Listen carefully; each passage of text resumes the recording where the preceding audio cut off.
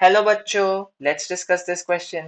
Study the following table carefully and select the correct option for 1, 2, 3 and 4. तो यहाँ पर हमें 5 किंगडम्स की क्लासिफिकेशन दी गई है और कुछ कैरेक्टर्स दिए गए हैं, तो हमें करेक्टली सारे ब्लैंक्स को फिल करना है 1, 2, 3 एंड 4. यहाँ पर हमें 4 ऑप्शंस दिए गए हैं और हमें सिलेक्ट करना है करेक्ट सेट जिसमें करेक्ट ब्लैंक्स फिल्ड हो. तो इस क्वेश्चन में जो की कॉन्सेप्ट है वो है आपकी 5 किंगडम क्लासिफिकेशन को जानना. 5 किंगडम क्लासिफिकेशन को जानना.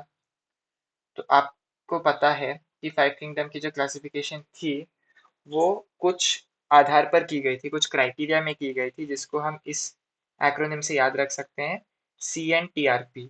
CN का मतलब क्या होता है? साइनाइड. केमिस्ट्री में आपने पढ़ा होगा कि CN साइनाइड कहलाता है. और TRP आपको पता है कि जो टीवी के प्रोग्राम्स होते हैं उनको एक TRP दी जाती है, तो आप ऐसे CN-TRP से इसकी क्राइटेरिया याद रख सकते हैं. C से होता है सेल स्ट्रक्चर, फिर N से होता है न्यूट्रिशन, T से होता है थैलस ऑर्गेनाइजेशन, R से होगा आपका रिप्रोडक्शन और P से होगा फाइलोजेनेटिक रिलेशनशिप्स. Phylogenetic relationships. अभी यदि हम देखें तो ये जो मोनेरा किंगडम है, ये जो मोनेरा किंगडम है वो केवल प्रोकैरियोटिक किंगडम है. बाकी के सारे चारों किंगडम्स यूकैरियोटिक है.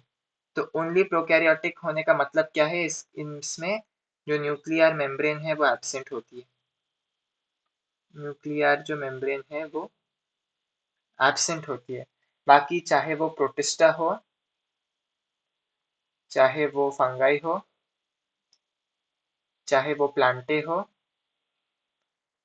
या एनिमेलिया हो, इन चारों के चारों किंगडम्स में आपको यूकैरियोटिक सेल्स या यूकैरियोटिक ऑर्गेनिजम्स दिखेंगे जिसमें न्यूक्लियर मेम्ब्रेन मौजूद है.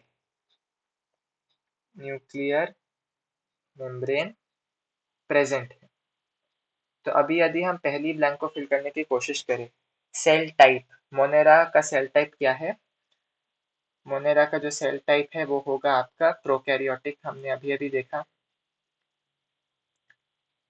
अभी यदि हम 2 देखें, 2 पूछ रहा है हमें मोनेरा में सेल वॉल है क्या? ऑफ कोर्स मोनेरा में सेल वॉल मोस्ट ऑर्गेनिजम्स में होती है. सेल वॉल प्रेजेंट होती है. मोनेरा के केवल कुछ ऐसे ऑर्गेनिजम्स होते हैं जिनमें एब्सेंट होती है सेल वॉल, जैसे कि माइकोप्लाज्मा. लेकिन उसको छोड़ के चाहे वो ब्लू ग्रीन एल्गे हो या फिर मोस्ट बैक्टीरिया हो तो उनमें सेल वॉल मौजूद होता है. तो 2 हुआ सेल वॉल प्रेजेंट. अभी 3 यदि हम देखें, न्यूक्लियर मेम्ब्रेन. न्यूक्लियर मेम्ब्रेन जो है एनिमेलिया का पूछ रहा है. एनिमेलिया हमने क्या देखा? यूकैरियोटिक है, तो न्यूक्लियर मेम्ब्रेन प्रेजेंट है. न्यूक्लियर मेम्ब्रेन क्या है? प्रेजेंट है. 3 में प्रेजेंट होना चाहिए. और यदि आप 4 देखें, 4 में हमें पूछा गया है कि फंगाई का बॉडी ऑर्गेनाइजेशन क्या है. तो आपकी एनसीईआरटी में लिखा है फंगाई का जो बॉडी ऑर्गेनाइजेशन है उसको आप मल्टी सेल्यूलर कह सकते हैं. और उसके साथ साथ एक और वर्ड यूज किया गया है जिसको हम कहते हैं loose tissue. Loose tissue type की ऑर्गेनाइजेशन है. तो 4 में हम क्या लिख सकते हैं? मल्टी सेल्यूलर या फिर आप लूज टिश्यू भी लिख सकते हैं, लेकिन यहाँ पर केवल यूनिसेलुलर मल्टी सेल्यूलर है इसलिए हम मल्टी सेल्यूलर कहेंगे.